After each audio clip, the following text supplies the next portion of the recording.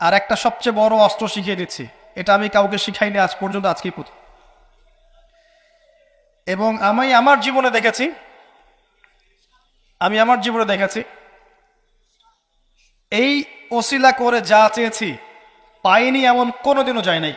আলহামদুলিল্লাহ, আমি সম্পূর্ণ আল্লাহ পাকের কৃতজ্ঞতা এবং শুকরিয়া আদায় করছি। এইটা ওসিলা করে আমি যা চেয়েছি আমি সারা জীবনে তাই পেয়েছি।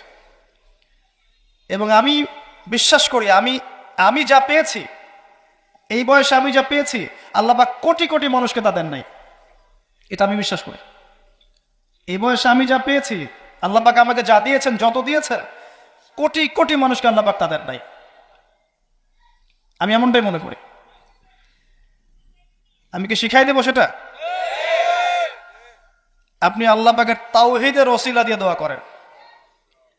দোয়া করতে করতে আল্লাহকে বলেন, আল্লাহ তোমার তাওহীদের কালিমা লা ইলাহা ইল্লাল্লাহ এর ওসিলা করে তোমার কাছে আমি চাচ্ছি, আপনি পাবেন ইনশাআল্লাহ। যদি আপনার রিজিক হালাল হয়, যদি আপনার আকীদায় শিরক না থাকে, যদি আপনার আমলে বেদাত না থাকে, ইনশাআল্লাহ পাবেন। এর পরেও দুটো কথা আছে, সেটা হলো যদি দেখেন পান নাই, ইনস্ট্যান্ট পান নাই, মনে করবেন না দোয়া কবুল হয় নাই। এমনও দোয়া আছে যে আমি 10 বছর থেকে করছি এখনো পাইনি। এমনও দোয়া আছে আমি নিজেই 10 বছর থেকে করছি, আমার কাছে মনে হয় 2009-10 সাল থেকে আমি করছি, এখন পর্যন্ত পাইনি, ইনশাল্লাহ পাবো।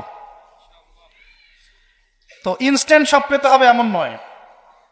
যদি দেখেন পান নাই, তার মানে 3টা বিষয় ঘটেছে। একটা, বান্দা দোয়া করেছে, সাথে সাথে কবুল করা হয়নি, আপনাকে এটা উপযুক্ত সময় দেয়া হবে ইনশাআল্লাহ। 2 নাম্বার, এই যে আপনি আল্লাহর কাছে চেয়েছেন, এর ওসিলায় আল্লাহ পাক আপনার আমল, আপনার তাকদীর থেকে কোনো বিপদ আপদ সরিয়ে দিয়েছে, আপনি বুঝতে পারেননি। আপনি দোয়া করেছেন, হয়তো মনে হচ্ছে আপনি পান নাই, কিন্তু এর ওসিলায় আল্লাহ পাক আপনার তাকদীর থেকে কোনো বিপদকে মিটিয়ে দিয়েছে, আপনি বুঝতে পারেননি। আরেকটা হচ্ছে, দুটার কোনোটাই হয়নি, পরকালে কিয়ামতের মাঠে আল্লাহ আপনাকে দিবেন জন্য জমা রেখেছেন। অতএব দোয়া করলে কোনো লস নাই। বেশি বেশি দোয়া করবেন, সেজদায় বেশি বেশি দোয়া করবেন, ফরজ সালাতের আগে পরে করবেন, নর্মালি হাত তুলে দোয়া করবেন, নফল নামাজ পড়ে করবেন, দান সাদাকা করে করবেন, কোরআন তেলাওয়াত করে করবেন, দোয়া বাড়িয়ে দেন। আত্মশুদ্ধির কথা আমরা যে বলি না, কয়েকটা বিষয় জড়িত। বেশি বেশি কোরআন তেলাওয়াত করলে আত্মশুদ্ধি হয়, বেশি বেশি জিকির করলে আত্মশুদ্ধি হয়, আল্লাহওয়ালা মানুষের সহবতে গিয়ে পড়ে থাকলে আত্মশুদ্ধি হয়, বেশি বেশি দোয়া করলে আত্মশুদ্ধি হয়, বেশি বেশি পরকালের কথা ফিকির করলে আত্মশুদ্ধি হয়। এগুলোর খুব বেশি প্রয়োজন। আত্মশুদ্ধি না থাকলে আমরা আগামীতে পথ চলতে পারবো না। একটা বাতি থেকেই বাতি জ্বলবে, বাতি থেকেই বাতি জ্বলবে ইনশাআল্লাহ। আপনি নিজেকে ছোট মনে করেন না, তুচ্ছ মনে করেন না, একটা বাতি থেকেই 1000টা বাতি জ্বলবে ইনশাআল্লাহ। আগে নিজে ঠিক হন, তারপরে কু আনফুসাকুম ওয়া আহলিকুম নার, নিজে জাহান্নামের আগুন থেকে বাঁচো, পরিবারবর্গকে বাঁচাও। পরিবারকে বাঁচান ভাই। পরিবার খুব কঠিন জিনিস, কারণ পরিবার কথা শুনতে চায় না। হ্যাঁ, দেখবেন মানুষ কথা শুনবে, পরিবারের লোক কথা শোনে না, এমন হবে। তো ওইখানে আপনাকে সবর করতে হবে। যদি দেখেন যে শেষমেশ দাওয়াত দিতে দিতে, বুঝাতে বুঝাতে আর কথা শোনেই না, আপনি আলাদা হয়ে যান, তাও ভালো। কথা বুঝতে পারেন নাই? আসহাবুল কাহাফের মতো হয়ে যান, তারপরে আপোষ করেন না অন্যায়ের সাথে। কারণ এই ফিতনাগুলো আপনাকে আল্লাহর পথে চলতে দিবে না, বাধা দিবে, সারাদিন দুনিয়ার ফিতনায় ব্যস্ত রাখবে আপনাকে।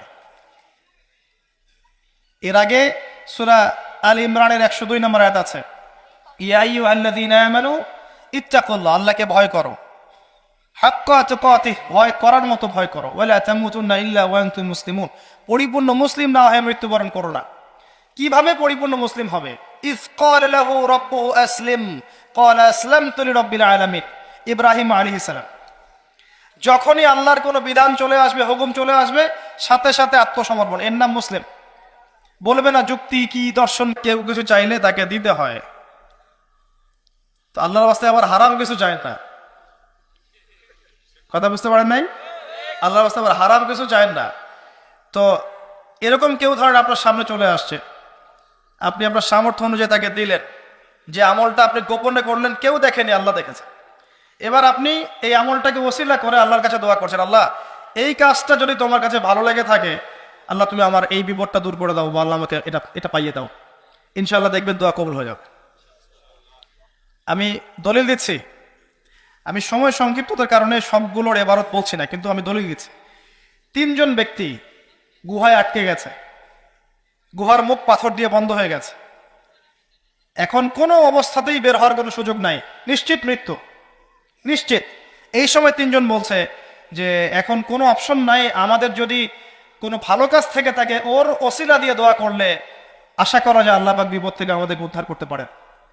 একজন দোয়া করছে, আল্লাহ আমার বৃদ্ধ পিতামাতা ছিল, ওই যে বললাম শুরুতে আমার বৃদ্ধ পিতামাতা ছিল, আমি সারাদিন কৃষিকাজ করতাম, রাখাল ছিলাম, ছাগল প্রতিপালন করতাম, দুধ ধোয়ায় না, দুধ ধোয়াতাম, যতক্ষণ আমার মাকে না পান করিয়েছি আমি কখনো দুধ পান করি না। বাসায় ফিরে গেছি, মাকে দুধ পান না করানো পর্যন্ত আমি পান করি নাই, বাবাকে না পান করানো পর্যন্ত আমি করি নাই। একদিন আমি বাসায় গিয়েছি, আমার সন্তানরা কান্নাকাটি করছে খাবারের জন্য, কিন্তু আমার মা ঘুমিয়ে গেছে। আমি মাকে দুধ পান না করিয়ে বাচ্চাদেরকেও দুধ পান করাই নাই, তারা কাঁদতে কাঁদতে ঘুমিয়ে গেছে। আল্লাহ এই কাজটা যদি তোমার কাছে ভালো লেগে থাকে এই গুহার মুখ থেকে আমাদেরকে আজকে উদ্ধার কর। পাথরটা একটু সরে গেল, পাথর আল্লাহর হুকুম শোনে না। পাহাড় দেখেছেন, পাহাড়ের ভিতর থেকে যে পানিগুলো বের হয় মিষ্টি পানি, এর কোনো উৎস আছে? কোনো উৎস নাই। গিয়ে দেখবেন উপরে কোনো উৎসই নাই। এমন না যে উপর থেকে পানি পড়ছে, এই পানিটা এসে সেখানে পড়ছে, পাহাড়ের ভিতর থেকে পানি বের হচ্ছে। এগুলো কিভাবে সম্ভব? আল্লাহ পাকের কুদরত। তো পাথরের মুখটা সরে গেল, পাহাড়ের ওখান থেকে গোয়ার মুখ থেকে পাথরটা একটু সরে গেল, কিন্তু বের হওয়ার জন্য এনাফ না।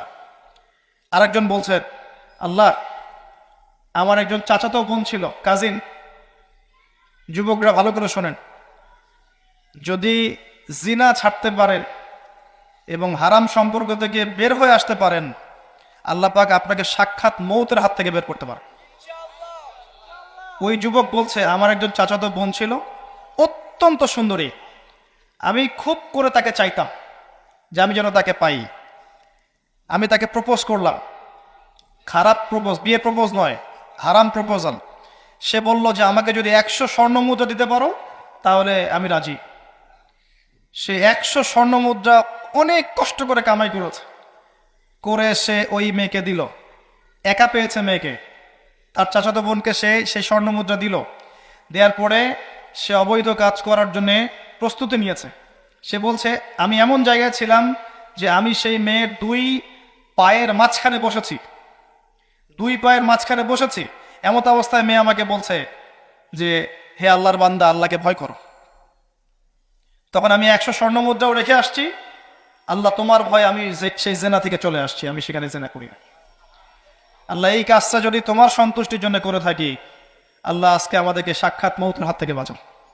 এই পাথর আরো সরে গেল। এখান থেকে যুবক ভাইদেরকে বলবো যে নাম্বার ডিলিট করে দেন, সবকিছু ডিলিট করে দেন, আপনাকে আল্লাহ পাক ওই বাচ্চা ওই 3 জন যুবকের মতো করে বাঁচাবেন ইনশাআল্লাহ। আপনার যে কোনো দোয়া কবুল হবে ইনশাআল্লাহ, আপনার যে কোনো দোয়া কবুল হবে যদি আপনি জিনা ছাড়তে পারেন।